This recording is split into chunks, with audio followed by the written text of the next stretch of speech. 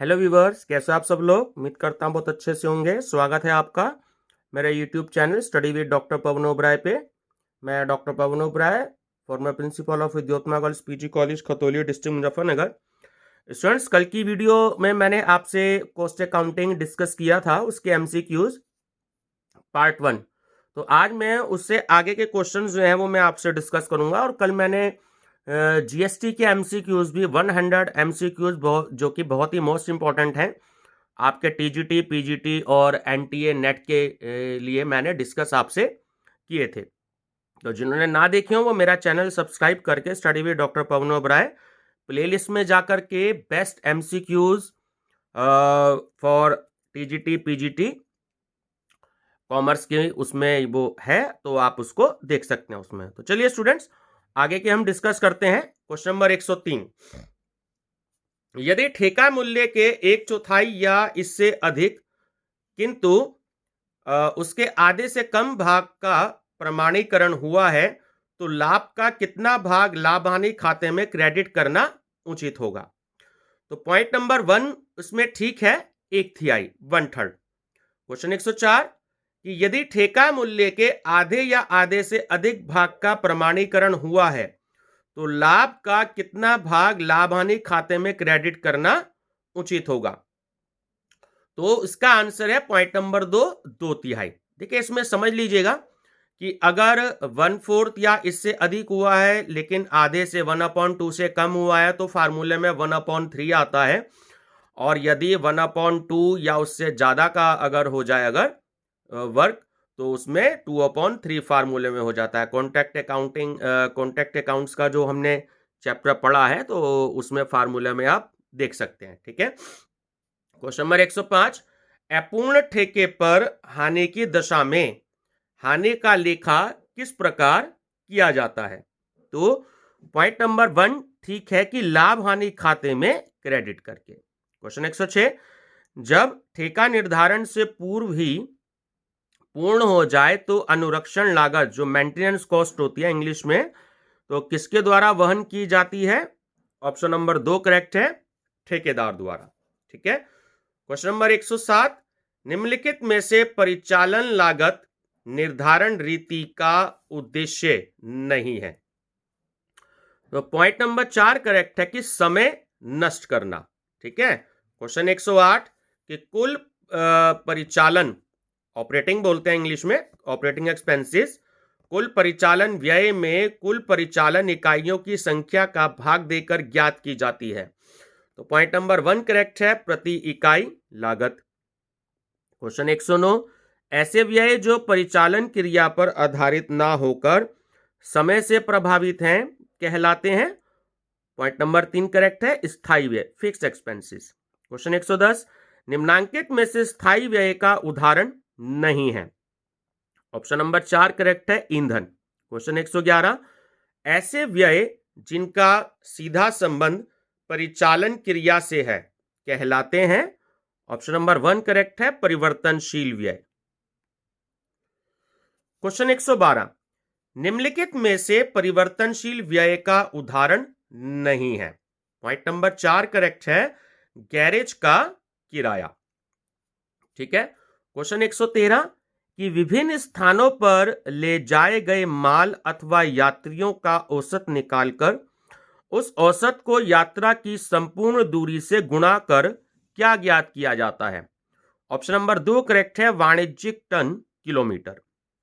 Question 114, प्रति ton kilometre लागत का आय से अनुपात क्यों ज्ञात किया जाता है। ऑप्शन नंबर 3 करेक्ट है, लाभ अथवा हानि ज्ञात करने हेतु। ठीक है। क्वेश्चन 115, निम्नांकित में से विद्युत जनन की लागत इकाई है। ऑप्शन नंबर 2 करेक्ट है, किलोवाट घंटा। ठीक है। क्वेश्चन 116, निम्नांकित में से अस्पताल की लागत इकाई होती है। तो ऑप्शन नंबर 4 करेक्ट है ना, कि उपयुक्त 2 और 3, कि प्रति रोगी दिवस और प्रति पलंग दिवस। ठीक है, ध्यान रखिएगा, बहुत इंपॉर्टेंट है। क्वेश्चन नंबर 117, कि निम्नांकित में से प्रक्रिया खाते के डेबिट पक्ष में किसका लेखा किया जाता है।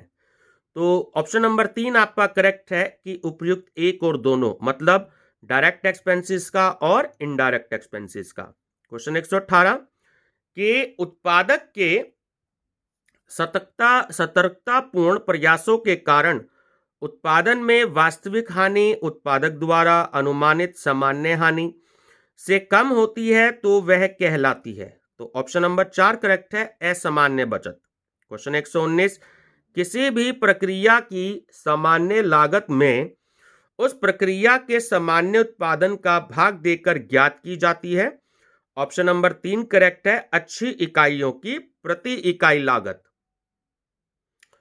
क्वेश्चन 120 सामान्यतः एक प्रक्रिया में निर्मित संपूर्ण उत्पाद अगली प्रक्रिया को स्थानांतरित कर दिया जाता है, किंतु कभी कभी उस उत्पाद का कुछ भाग उसी प्रक्रिया में रख लिया जाता है और शेष भाग अगली प्रक्रिया को स्थानांतरित कर दिया जाता है। तो इस प्रकार एक प्रक्रिया में उत्पाद का जो रोका गया भाग इस प्रक्रिया के लिए कहलाएगा। ऑप्शन नंबर 2 करेक्ट है, निर्मित माल। क्वेश्चन 121 जब किसी प्रक्रिया में सामग्री से प्रमुख उत्पाद का उत्पादन करते समय आनुषंगिक रूप से कुछ अन्य वस्तुएं उत्पादित हो जाती हैं तो विक्रय योग्य अथवा व्यवहार योग्य होती हैं, तो यह कहलाती हैं। ऑप्शन नंबर 3 करेक्ट है, सह उत्पाद, बाय प्रोडक्ट। क्वेश्चन 122 कभी कभी एक ही प्रक्रिया में 2 या 2 से अधिक वस्तुएं बराबर महत्व की एक साथ निर्मित की जाती हैं और प्रत्येक वस्तु की पूर्णता के लिए आगे अन्य प्रक्रियाओं की आवश्यकता होती है, तो उन्हें कहा जाता है ऑप्शन नंबर 3 संयुक्त उत्पाद, ज्वाइंट प्रोडक्ट। क्वेश्चन 123 ऐसे उत्पाद जो एक ही उत्पादक द्वारा निर्मित किए जाते हो परंतु वे किसी समान प्रक्रिया से उत्पन्न नहीं होते कहलाते हैं। ऑप्शन नंबर ए सह उत्पाद। क्वेश्चन 124 तेल शोधन उद्योग के लिए निम्नांकित में से संयुक्त उत्पाद नहीं है। Option number 4 cream. ठीक है। क्वेश्चन नंबर 125 निम्नांकित में से संयुक्त लागतों को संयुक्त उत्पादों के मध्य अनुभाजित करने का आधार नहीं है। ऑप्शन नंबर 2 करेक्ट है, वितरण लागत, डिस्ट्रीब्यूशन कॉस्ट। क्वेश्चन 126 डेयरी उद्योग के लिए निम्नांकित में से संयुक्त उत्पाद नहीं है। Option number 4 paraffin wax. Question 127 अर्धनिर्मित इकाइयों को पूर्णता के स्तर के आधार पर पूर्ण निर्मित इकाइयों में परिवर्तित करने हेतु कौन सा विवरण पत्र बनाया जाता है। पॉइंट नंबर 3 तुल्य उत्पादन विवरण पत्र। क्वेश्चन 128 यदि अर्ध निर्मित माल का प्रारंभिक एवं अंतिम शेष ज्ञात हो तो प्रारंभिक अर्धनिर्मित माल के शेष के बराबर तुल्य उत्पादन ज्ञात करने हेतु किस विधि को काम में लिया जाता है। ऑप्शन नंबर 3 की उपयुक्त 1 और 2 दोनों, मतलब औसत लागत विधि और प्रथम आगम प्रथम निर्गमन विधि। ठीक है, FIFO, first in first out. Question 129 वह विधि जिसके अंतर्गत तुल्य उत्पादन की गणना करने हेतु प्रारंभिक अर्धनिर्मित माल के पूर्णता के स्तर को ध्यान में नहीं रखा जाता परंतु अंतिम अर्धनिर्मित माल के पूर्णता के स्तर को ध्यान में रखा जाता है, तो कहलाती है। पॉइंट नंबर 1 करेक्ट है, औसत लागत विधि। क्वेश्चन 130 वह विधि जिसके अंतर्गत तुल्य उत्पादन की गणना करते समय प्रारंभिक अर्धनिर्मित माल के पूर्णता के स्तर पर अलग से ध्यान दिया जाता है परंतु अर्धनिर्मित माल की पूर्ण निर्मित माल में परिवर्तित करने हेतु उस प्रतिशत को आधार बनाया जाता है जिसका निष्पादन चालू वर्ष में किया जाता है, कहलाती है। तो ऑप्शन नंबर 2 करेक्ट है, प्रथम आगम प्रथम निर्गमन विधि। ठीक है, first in first out, FIFO। Question 131 निम्नांकित में से अर्धनिर्मित माल पर पूर्णता का स्तर किन रूपों में दिया जा सकता है। ठीक है, तो पॉइंट नंबर 3 करेक्ट है, उपयुक्त 1 व 2 दोनों, मतलब सामूहिक रूप में और लागत के विभिन्न तत्व के लिए पृथक पृथक।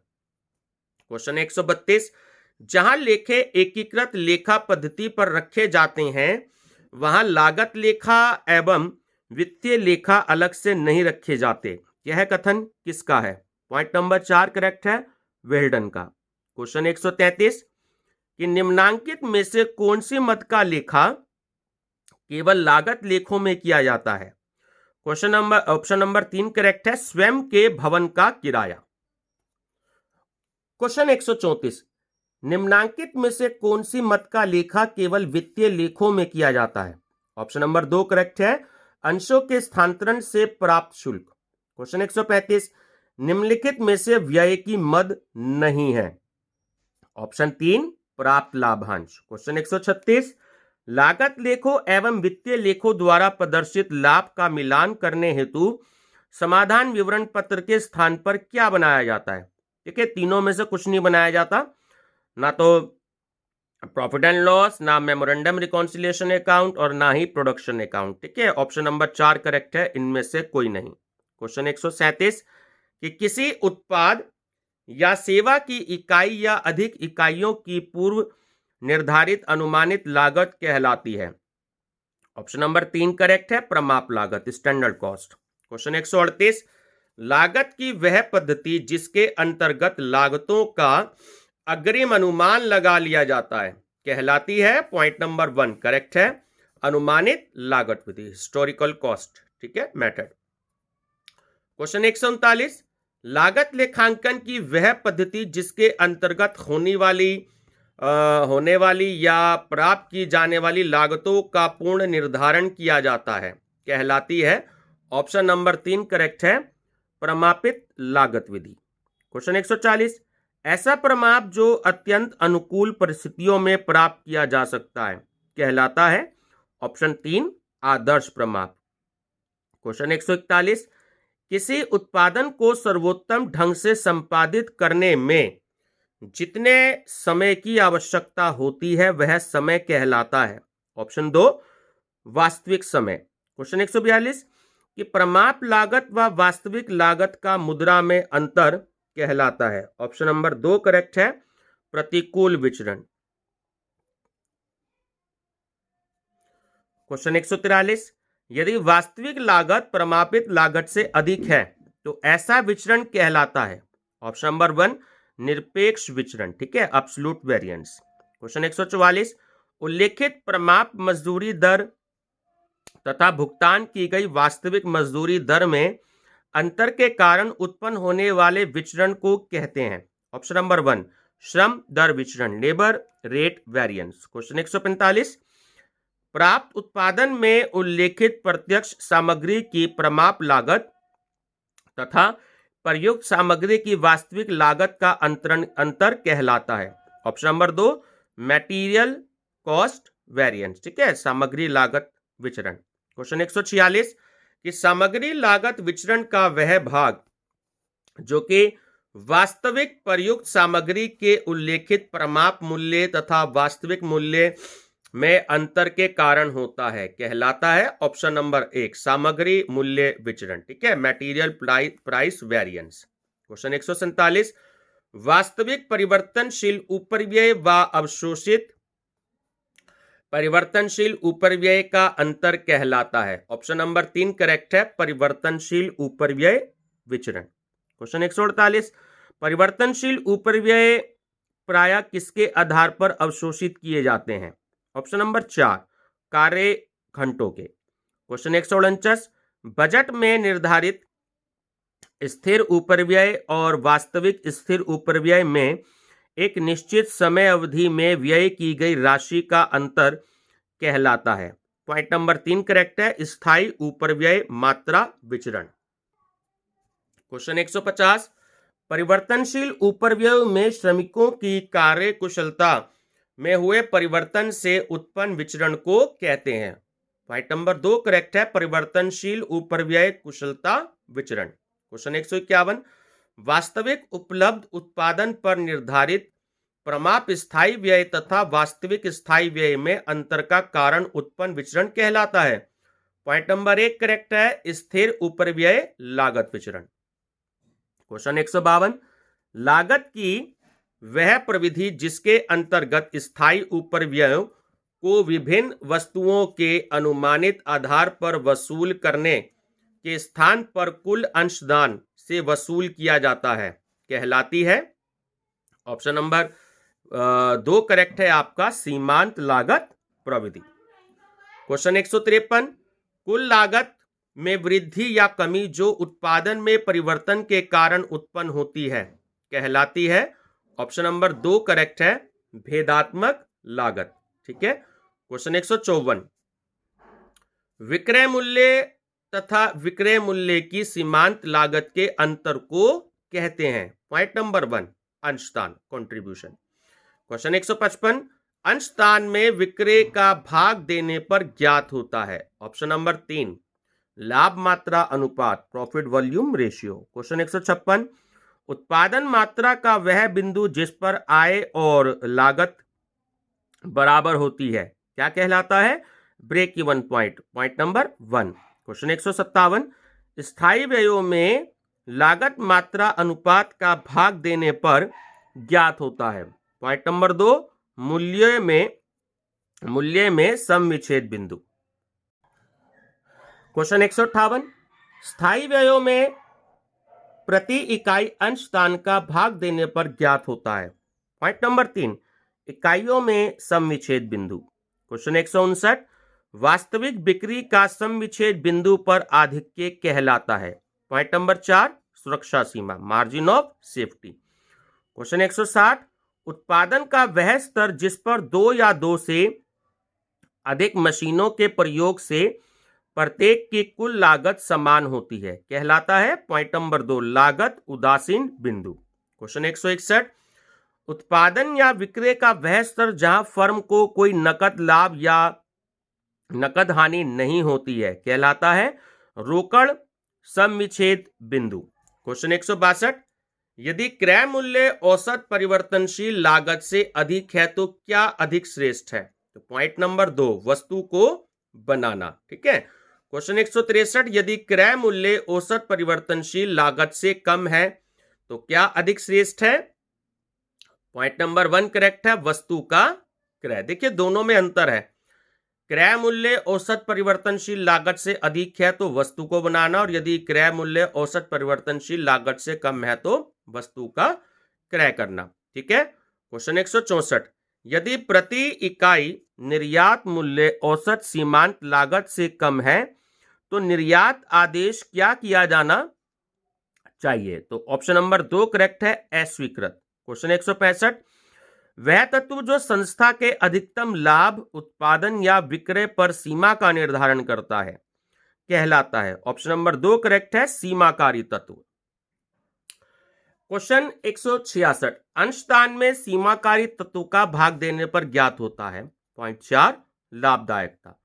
क्वेश्चन 167, यदि लागत और वित्तीय व्यवहारों को समाकलित कर दिया जाता है और दोनों प्रकार के व्यवहारों के लिए एक ही प्रकार की लेखा पुस्तकों का उपयोग होता है तो इस विधि को कहते हैं। ऑप्शन 3, समाकलित लेखा विधि। क्वेश्चन 168, निम्नांकित में से परिव्यय पुस्तकों में कौन से खाते नहीं खोले जाते हैं?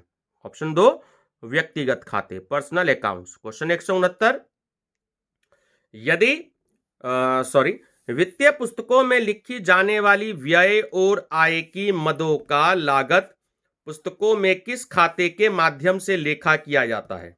पॉइंट नंबर 1, लागत खाता बही समायोजन खाता। क्वेश्चन 170, निम्नांकित में से लागत लाभ हानि खाते के क्रेडिट पक्ष में कौन सी राशि नहीं दर्शाई जाती है? पॉइंट नंबर 1, बिक्री की लागत। क्वेश्चन 171, कि निम्नांकित में से लागत लाभ हानि खाते के क्रेडिट पक्ष में कौन सी राशि नहीं दिखाई जाती है? ऑप्शन नंबर ये रिपीट हो गया, बिक्री की लागत। क्वेश्चन 171, कि निम्नांकित में से लागत लाभ हानि खाते के डेबिट पक्ष में कौन सी राशि नहीं दिखाई जाती है? पॉइंट नंबर 4, असामान्य लाभ। क्वेश्चन 172, लेखांकन की किस पद्धति के अंतर्गत लागत एवं वित्तीय दोनों प्रकार के लेखों के लिए पुस्तकों का एक सेट ही रखा जाता है? पॉइंट नंबर 2, लागत लेखांकन। क्वेश्चन 173, निम्नांकित में से एकीकृत लेखांकन पद्धति किनके लिए उपयुक्त है? पॉइंट नंबर 2, छोटे व्यवसायों के लिए। क्वेश्चन 174, निम्नांकित में से एकीकृत खाता पद्धति में किसकी आवश्यकता नहीं है? पॉइंट नंबर 3, लागत खाता बही नियंत्रण खाते। क्वेश्चन 175, कि निम्नांकित में से वित्तीय लेखों में स्टॉक के मूल्यांकन का आधार सामान्यतः होता है? तो पॉइंट नंबर 3, 1 और 2 दोनों में से कम, यानी कि जो लागत मूल्य है और बाजार मूल्य है जो दोनों में कम हो। क्वेश्चन 176, निम्नांकित में से एकीकृत लागत पद्धति का लाभ नहीं है? ऑप्शन नंबर 4, बड़े व्यवसायों के लिए उपयुक्त। क्वेश्चन 177, कि संभावित भावी आय और व्यय के अनुमान को कहते हैं? पॉइंट नंबर 1 करेक्ट है, बजट।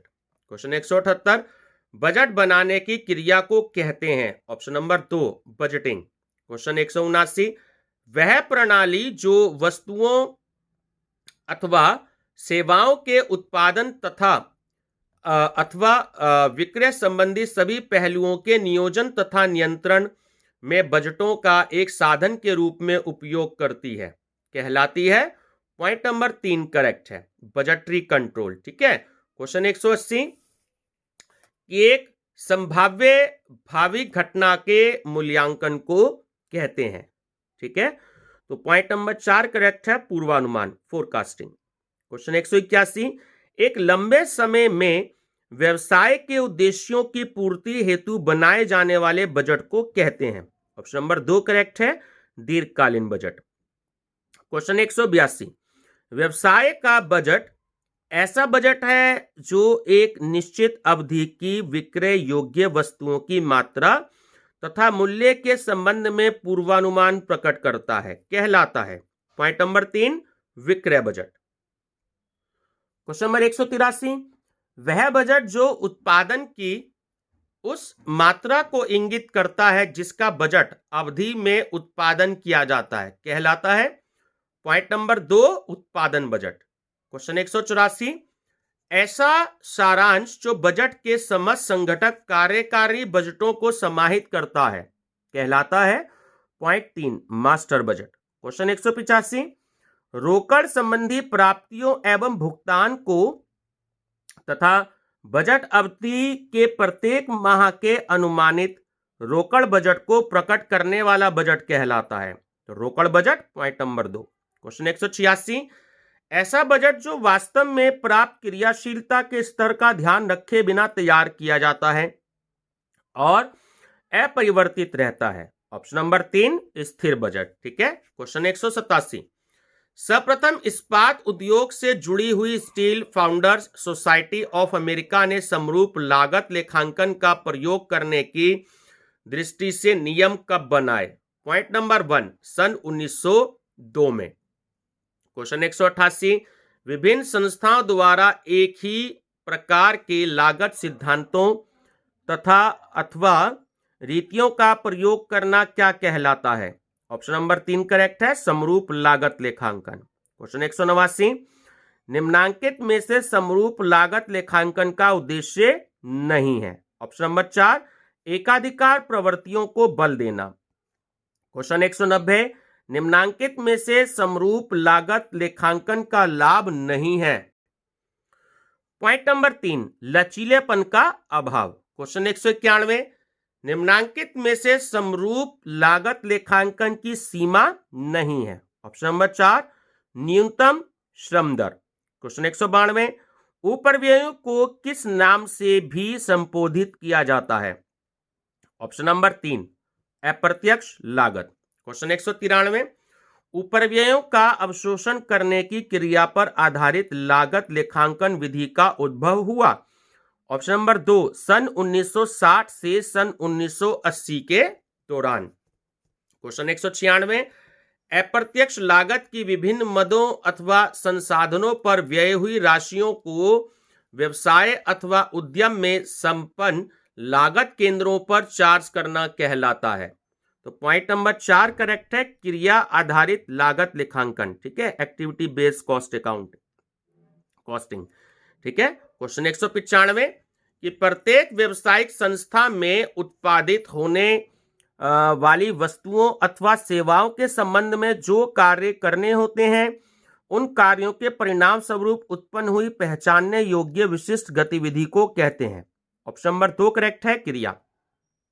और लास्ट क्वेश्चन है व्यूवर्स इसका कॉस्ट अकाउंटिंग का, ठीक है, और इस वीडियो का कि 196 संबंधित क्रिया की कुल लागतों में संबंधित क्रिया के क्रिया चालक का भाग देने पर ज्ञात होता है। तो पॉइंट नंबर 3 करेक्ट है, क्रिया लागत चालक दर। तो व्यूअर्स जैसे आपने देखा कि ये बहुत ही इंपॉर्टेंट क्वेश्चन है, ठीक है, जो मैंने आपको 2 वीडियो में दिए, ये पार्ट 2 है। इसके बाद मैं आपको अभी एक वीडियो और दूंगा जिसमें कॉस्ट अकाउंटिंग के लगभग 100 प्लस क्वेश्चन और हैं। तो मैं आपको जो है सब्जेक्ट वाइज या टॉपिक वाइज जो भी कोई पीजीटी का सिलेबस आया है तो उस पर बेस्ड मैं आपका ये टॉपिक खत्म करने में लगा हूं, ठीक है। तो कॉस्ट अकाउंटिंग मैंने शुरू किया है, इसके बाद मैं कोई दूसरा टॉपिक आपसे डिस्कस करूंगा। तो जिन्होंने पार्ट 1 ना देखा हो और जीएसटी के 100 क्वेश्चन ना देखे हो तो मेरा channel study with doctor Pavan Oberoi subscribe करके देख सकते हैं। कोई भी आपका सजेशन हो व्यूवर्स, हमेशा मैं स्वागत करता हूं उसका।